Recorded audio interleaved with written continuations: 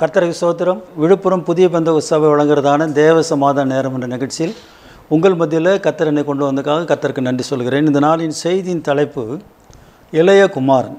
கர்த்தருக்கு மகிமை உண்டார். லூக்கா சுவிசேஷம் 15ஆம் அதிகாரம் 11ஆம் வசனம் இப்படி சொல்கிறது. பின்னும் அவர் சொன்னது, ஒரு மனுஷனுக்கு 2 குமாரர்கள் இருந்தார்கள்.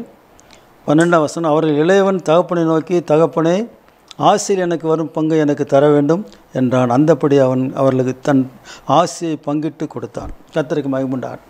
இன்றைக்கு அநேகர் இந்த இளைய குமாரனை கெட்ட குமாரன் சொல்லுவார்கள். இளைய குமாரன் நம்ம ஆளுங்க என்ன மாற்றிட்டாங்க? கெட்ட குமாரனாக மாற்றிட்டாங்க. கர்த்தருக்கு மகிமை உண்டார். அந்த இளைய குமாரன் தகப்பனிடத்தில் தன் பங்கை கேட்டு வாங்கி கொண்டு வெளி தேசத்துக்கு, தூரமான ஒரு தேசத்துக்கு போனான்னு சொல்லி வேதத்தில் சொல்லப்பட்டிருக்கு. தகப்பனிடத்தில் பங்கு கேட்கும்போது அந்த தகப்பன் மனம் கோணாதபடி அவனுக்கு உள்ள பங்கை பிரித்து கொடுத்தார். இன்றைக்கு அநேக குடும்பங்களில் சொத்து இருந்தால் கூட பிள்ளைகள் இருப்பாங்க, சொத்து இருக்கும். அந்த பிள்ளைகளுக்கு சேர வேண்டிய பங்கை சரியாக தகப்பன்மார்கள், தாய்கள் சரியாக அதை பங்கிட்டு அல்லது அதை எழுதி வைக்கிறதோ அதை பங்கிட்டு கொடுக்கறதோ இல்லாதபடி அப்படியே அவர்கள் காலம் முடிந்து போனால் பிள்ளைகளுக்குள்ள பெரிய பிரச்சனைகள் உருவாகும். எனவே நீங்கள் நல்லா இருக்கும்போது, கர்த்தர் உங்களுக்கு நல்ல ஆயுசை கொடுக்கும்போது, நீங்கள் நல்ல சுகத்தோடு பலத்தோடு இருக்கும்போது உங்களுக்கு உள்ளதை உங்களுடைய பிள்ளைகளுக்கு பிரித்து எழுதி வச்சுருங்க. அது நல்லது. கர்த்தருக்கு ஸ்தோத்திரம். அது தப்புன்னு நீங்கள் ஒரு காலத்தில் மற்றவர்கள் சொல்லலாம். ஆனால் உங்கள் காலத்துக்கு பிறகு அவங்களுக்குள்ள எந்த பிரச்சனையும் வராது. கர்த்தருக்கு ஸ்தோத்திரம். இந்த இளைய குமாரன் தன்னுடைய பங்கை வாங்கி கொண்டு தூரமான ஒரு தேசத்துக்கு போனான். கர்த்தருக்கு ஸ்தோத்திரம். 13ஆம் வசனத்தில் அப்படி தான் சொல்லுகிறது. 12ஆம் வசனம், அவர்கள் இளையவன் தகப்பனை நோக்கி, தகப்பனே, ஆசையில் எனக்கு வரும் பங்கை எனக்கு தர வேண்டும் என்றான். அந்தப்படி அவன் அவர்களுக்கு தன் ஆசையை பங்கிட்டு கொடுத்தான். 13ஆம் வசனம், சில நாளைக்கு பின்பு இளைய மகன் எல்லாவற்றையும் சேர்த்து கொண்டு தூர தேசத்துக்கு புறப்பட்டு போய் அங்கே துன்மார்க்கமாய் ஜீவனம் பண்ணி தன் ஆசையை அழித்து போட்டான். எனக்கு அன்பானவர்களே, தகப்பன் வீட்டில் இருக்கிற வரைக்கும் அவன் நல்லவனாக இருந்தான். அவனுடைய சொத்து பத்திரமாக இருந்தது. அவனுடைய பங்கு பாதுகாக்கப்பட்டது.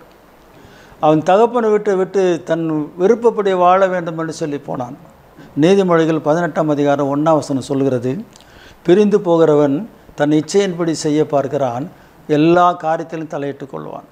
இந்த இளையகுமாரனுடைய கையில் காசு வந்த பிறகு, பங்கு வந்த பிறகு அதை எடுத்துக்கொண்டு தூரமான ஒரு தேசத்துக்கு போயிட்டான். கிட்ட இருந்தால், பக்கத்தில் இருந்தால் திரும்ப வர்றதுக்கு வாய்ப்பு கிடைக்குன்னு சொல்லி ஒரு நினைத்திருப்பான். அவன் தூரமான தேசத்துக்கு போய் எப்படி செலவு பண்ணான்னு அந்த வசனம் சொல்கிறது. அங்கே துன்மார்க்கமாய் ஜீவனம் பண்ணி தன் ஆசையை அழித்து போட்டான். எனக்கு அன்பானவர்களே, தகப்பன்கிட்ட பங்கு வாங்குங்க. உங்கள் தகப்பனுடைய பங்கு உங்களுக்கு உரியது.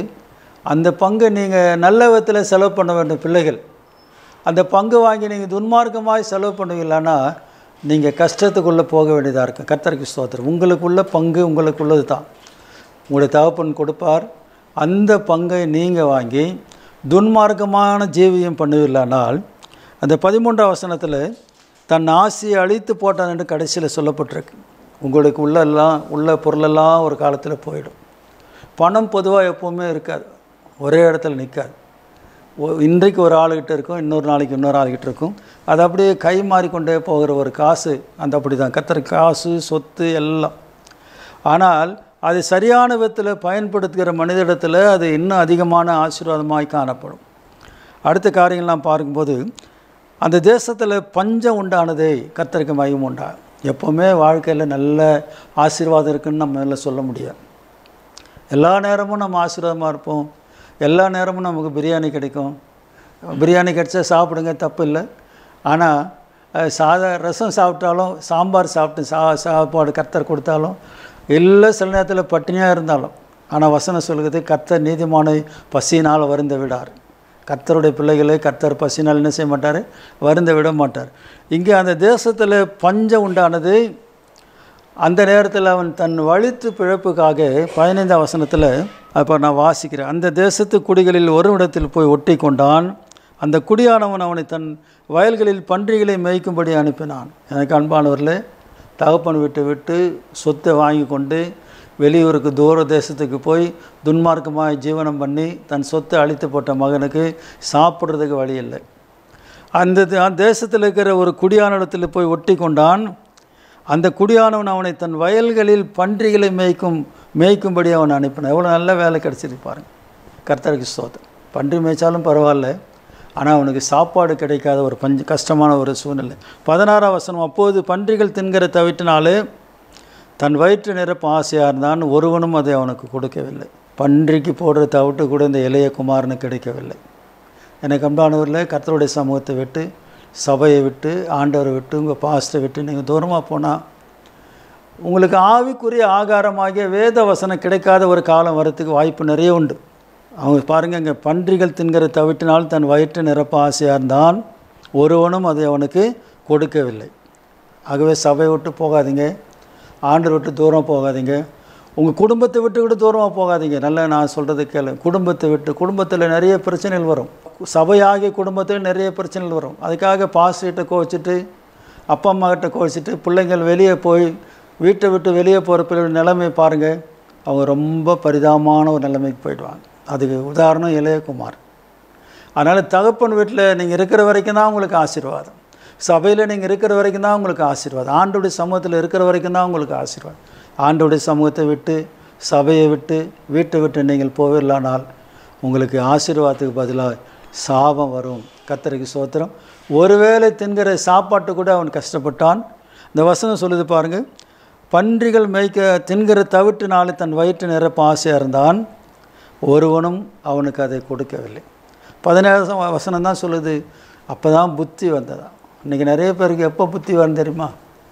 ரொம்ப உபத்திரப்படும் போது, கையில் காசே இல்லாத போது, எல்லோரும் நம்ம கைவிட்ட போது, தனிமையான ஒரு நிலைமைக்கு நம்ம ஆளாகும் போது, பரிதாபமான ஒரு நிலைமைக்கு ஆளாகும் போது தான் நமக்கு புத்தி வரும். இந்த புத்தி முன்னாடியே இருந்தால் தகப்பன் விட்டு போக வேண்டியது இல்லையே. இந்த புத்தி அவனுக்கு ஆரம்பத்திலே இருந்தால் தன்னுடைய தகப்பன் விட்டு என்ன செய்திருக்க மாட்டான், போயிருக்க மாட்டான். 17ஆம் வசனம், அவனுக்கு புத்தி தெளிந்த போது அவனின் தகப்பனுடைய கூலிக்காரர் எத்தனையோ பேருக்கு பூர்த்தியான சாப்பாடு இருக்கிறது, நானும் பசியினால் சாகிறேன். அவன் சொல்கிற ஸ்டேட்மெண்ட்டை பாருங்கள். எங்கள் அப்பா வீட்டில் எத்தனையோ வேலைக்காரருக்கு எத்தனையோ பேருக்கு எப்படி சாப்பிட்றாங்களாம், பூர்த்தியான சாப்பாடு சாப்பிட்றாங்க. ஆனால் நான் என்ன செய்கிறேன், நானும் பசியினால் சாகிறேன். அடுத்த வசனம், நான் எழுந்து என் தகப்பனிடத்துக்கு போய், தகப்பனே பரத்துக்கு விரோதமாகவும் உமக்கு முன்பாகவும் பாவம் செய்தேன் என்று சொல்லி அடுத்து அவனுடைய ஸ்டேட்மெண்ட் சொல்லிகிட்டே வரான். இவன் தன் வீட்டுக்கு வரும்போது தகப்பன் தூரத்திலேருந்து பார்த்து அவனுக்கிட்ட வரும்போது அவன் தகப்பன் ஓடி வந்து அவனுடைய கழுத்தை கட்டி கொண்டு, அந்த வசனமெல்லாம் நீங்கள் பாருங்கள். 20ஆம் வசனம், எழுந்து புறப்பட்டு தன் தகப்பனிடத்தில் வந்தான், அவன் தூரத்தில் வரும்போதே அவனுடைய தகப்பன் அவனை கண்டு மனதுருகி ஓடி அவன் கழுத்தை கட்டி கொண்டு அவனை முத்தம் செய்தான். எனக்கு அன்பானவர்களே, கர்த்தருடைய சமூகத்தை விட்டு, குடும்பத்தை விட்டு, சபையை விட்டு நீங்கள் போவீங்களானால் நீங்கள் கடைசியில் பஞ்சத்தில் அடிபட வேண்டியதாக இருக்கும். விசுவாசிகள் ஆவிக்குரிய பஞ்சத்தில் அடிபட வேண்டியதாக இருக்கும். உலக பிரகார மனுஷர்கள் சாப்பாட்டு பஞ்சத்தில் அடிபட வேண்டியதாக இருக்கும். நீங்கள் ரெண்டுத்தில் அடிப்படாதபடி கர்த்தர் நம்ம காப்பாற்ற வேண்டுமானால், கர்த்தர் உங்களுக்கு கொடுத்த குடும்பத்தில் இருங்க, உங்களுக்கு கொடுத்த சபையில் இருங்க. கர்த்தருக்கு ஸ்தோத்திரம். 2 காரியத்தை ஞாபகப்படுத்தும்படி விரும்புகிறேன். இந்த இளையகுமாரன், இவன் கெட்ட குமாரெல்லாம் கிடையாது. தயவுசெய்து யார் இனிமேல் பிரசங்கம் பண்ணும்போது, ஜெபம் பண்ணும்போதெல்லாம் என்னன்னு சொல்லாதீங்க, கெட்ட குமாரன்னு சொல்லாதீங்க. இவன் கெட்ட குமாரன் கிடையாது, கெட்டு போனானே தவிர இவன் நல்ல குமாரன் தான், இளையகுமாரன். அந்த வசனம் அப்படி தான் இளையகுமாரன் சொல்லுது. ஆனால் அவனுக்கு நம்ம கெட்ட குமார்னு பேர் வச்சுருக்கிறோம். இந்த இளையகுமாரனை தகப்பன் போய் தேடவில்லை, தன்னுடைய வேலை ஆட்களை அனுப்பி தேடவில்லை. ஏனென்று சொன்னால், அவனு வீட்டை விட்டு போனவனுக்கு வீட்டுக்கு வரத்துக்கு என்ன தெரியும், வழி தெரியும். அவன் கையில் இருக்கிற காசெல்லாம் செலவழிஞ்ச பிறகு அவன் வீட்டுக்கு வருவான்னு சொல்லி நம்பிக்கையோடு இருந்தான். ஆனால் இந்த 100 ஆடுகளில் ஒரு ஆடு காணாது போன அந்த மேய்ப்பன் அந்த 99 ஆடுகளை ஒரு இடத்துல விட்டு காணாது போன ஒரு ஆடை தேடி கண்டுபிடித்து தன் தோள் மேல் போட்டு கொண்டு வருகிறான். எனக்கு அன்பான போதகரில், உங்கள் சபையை விட்டு ஒரு ஆத்மா போனால் நீங்கள் ரொம்ப அதுக்காக கவலைப்படாதீங்க, அதுக்காக ரொம்ப போய் தேடிட்டே இருக்காதீங்க. கர்த்தருக்கு ஸ்தோத்திரம். ஏன்னா இளையகுமாரன் தன்னுடைய பங்கை வாங்கி கொண்டு போய் தன்னுடைய விருப்பத்தின்படி செலவு பண்ணி அவன் எல்லாவற்றையும் அழித்து போட்டான். இப்போ சபை விட்டு பிரிந்து போகிறவர்கள் விசுவாசிகள் சொல்லுவாங்க, எங்கள் பாஸ்டர் சரியில்லை, பாஸ்டர் அம்மா சரியில்லை, பிள்ளைகள் சரியில்லை, எங்கள் பாஸ்டர் பண்ணுற பிரசங்கம் சரியில்லை, அவர் பாட்டு பாட தெரியல, அவருக்கு ஒன்றும் தெரியலன்னு சொல்லி பிரிஞ்சு போயிடுவாங்க.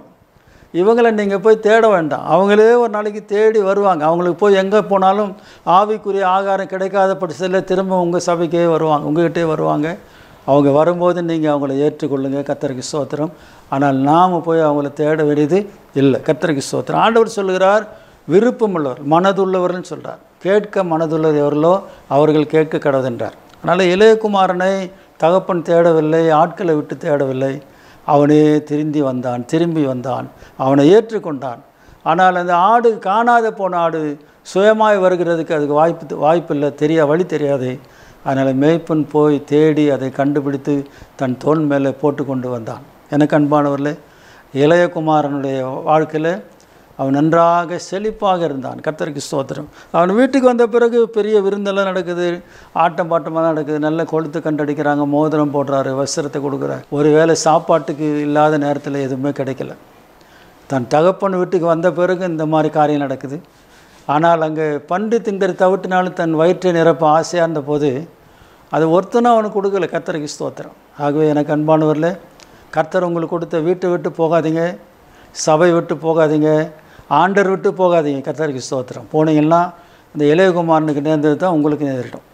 அதுக்காக ஆண்டவர் நம்ம அழைக்கவில்லை. நாம் ஆண்டவருடைய சமூகத்தில் எப்போதும் இருக்க வேண்டும்னு சொல்லிட்டு ஆண்டவர் விரும்புகிறார். நாம் ஜெபம் பண்ணோம். ஆண்டவரே, இந்த வார்த்தைகளுக்காக நன்றி செலுத்துகிறோம். அந்த இளையகுமாரன் திரும்ப அவன் புத்தி தெளிந்த போது தன் வீட்டுக்கு வந்தான்.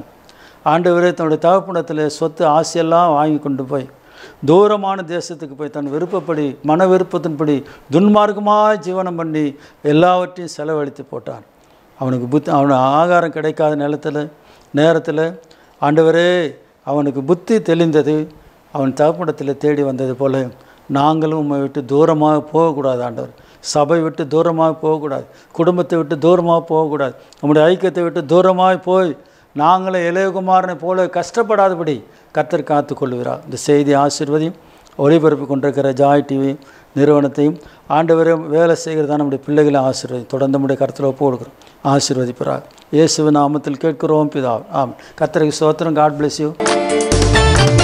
இயேசுதேவன் நல்லவர், இயேசுதேவன் வல்லவர், இயேசுதேவன் நல்லவர், இயேசுதேவன் வல்லவர். இயேசுவின் கிருபை பெரியதே, இயேசுவின் நாமம் இனியதே. இயேசுவின் கிருபை பெரியதே, இயேசுவின் நாமம் இனியதே. இயேசுதேவன் நல்லவர், இயேசுதேவன் வல்லவர், இயேசுதேவன் நல்லவர், இயேசுதேவன் வல்லவர்.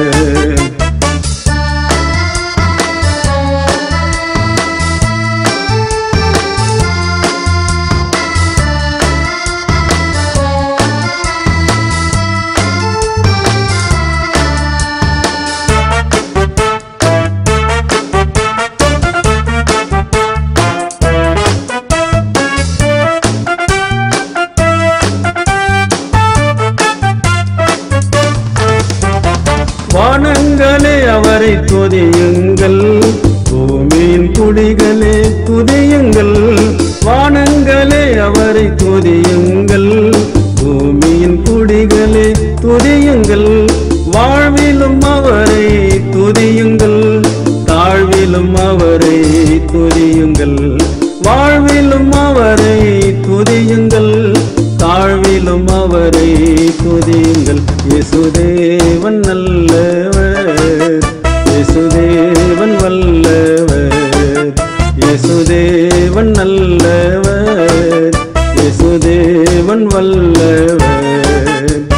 இயேசுவின் கிருபை பெரியதே, இயேசுவின் நாமம் இனியதே. இயேசுவின் கிருபை பெரியதே,